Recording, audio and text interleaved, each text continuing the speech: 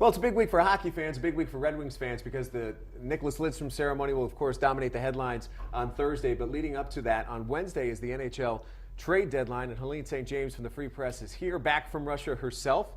Was it fun? What's your takeaway from the Olympic experience? I had a great time, and I can't believe I've been in Russia for a month, and the entire time I've been warmer than it is in Michigan. That was incredibly disappointing to me to come home and find the exact same ice piles than when I left. But you maximized your time, right? Didn't you go up to Moscow after Sochi? How was that?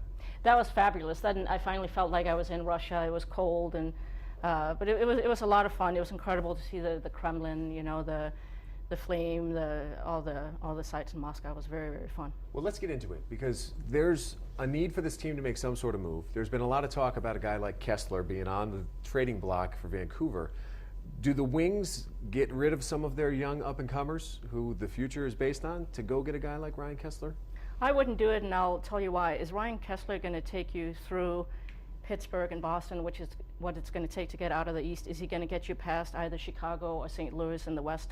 I don't see that happening. For what it's going to cost, I think he's going to cost you a Justin Applicator. He's going to cost you either Nyquist, Tatar, or Jerko. Ken Holland has been adamant he doesn't want to give up any more first-round picks, so then you're looking at probably a prospect. Ryan Kessler is Vancouver's third-best player. They're not going to give him away for free. I wouldn't make such a blockbuster deal myself. I'd look to add a defenseman. I think that's where they're much more in need of an upgrade than up front. Is there a move out there, whether it's a blockbuster type deal or just some of those little, one or two moves that could put them over the top, that could get them past some of that competition in the East? Well, it's interesting. I mean, we all see every year, once you get into the playoffs, anything can happen. I think if they could pick up somebody like Andrew McDonald, a good defenseman, maybe cost him a second-round pick, that would solidify them a lot on the blue line. I think that's where their biggest problem is. Beyond Nicholas Kronwall, Eriksson, and Danny DeKeyser, they get a little shakier once you're beyond those top three guys. So that's the move I would make, and then just see what happens. I mean, to me, so long as you still have Pavel Datsyuk in the lineup, you're still a pretty good team. You're better than most of your competitors. What about Zetterberg? Is there anything latest on him? No, I would be surprised if he plays again unless they go deep into the playoffs. I think the encouraging sign for them is Johan Franz in the past couple of games. He looks like he's going to be on one of his hot streaks. He was so fired up. I think he spent 2 or 3 days going back and forth with Neil about what happened.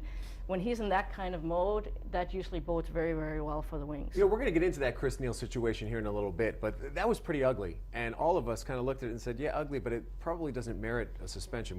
How do you weigh in on that? I thought it was a thug move. I thought there should have been suspension. You don't mess around with people's heads. I mean, the NHL has to come down hard on this and just decide, do we send the message every single time relentlessly?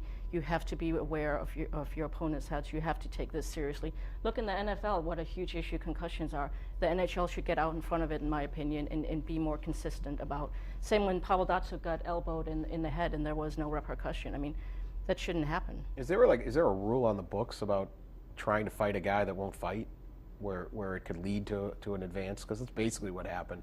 I mean, he hit his head into the boards, but he wanted to fight him, and he just wouldn't go. Remember earlier in the season with the Philadelphia game when Ray Emery wanted to fight too? I mean, when you see guys who want to fight, I don't think you can obligate another player to fight if they don't want to, and that's where the officials should step in my opinion.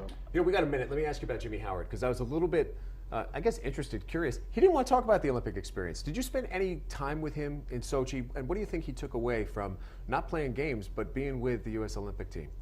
Yeah, I talked to him quite a few times. I think he was very excited about being there, but you're a player, you want to play. So I think that was kind of a hard adjustment for him to know that he was the third string, and literally there would have to be 2 significant injuries in order for him to get in any ice time. So I think he enjoyed it, but then I think the way it just went so sour for USA the last 2 games kind of, cast a not so great glow on the whole experience for him.